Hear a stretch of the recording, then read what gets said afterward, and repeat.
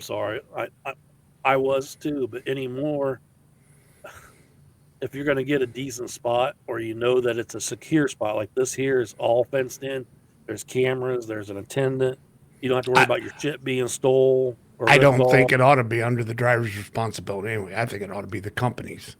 If you got to park that truck and you're working for a company, no matter what kind of pay you're getting, they ought to pay for the parking because that's part of the job that they've hung you out there to dry.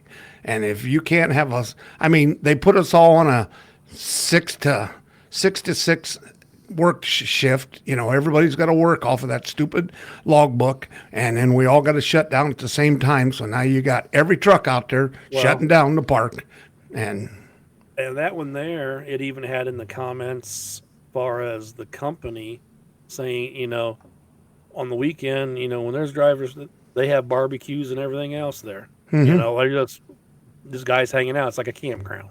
yeah. Is what it was. Well, What it would feel like to me. You know what I mean? especially if you got a regular run and that's one of your stops, because I see a And lot of guys pull their little grills out. You can reserve them or keep a spot. I mean, for certain days. Every week, every Friday, I'm here. But what So- about the only problem I have with that, if there's not an attendant, and I rent the spot for a month, and I'm only there 3 times out of the month, is it set empty that whole time, or is it like airplanes where they rebook them and overbook and underbook and I don't know. That'd be something I'd like to if we could interview this Yeah. guy, ask him. or is it it's just going to set empty since I paid for it, and then the guy that pulls in are tired, out of hours, and it's like, well, you got one spot, yeah, well, yeah, but it's Well, already no, reserved, You can't get in. They have an app, and the app tells what are available. right?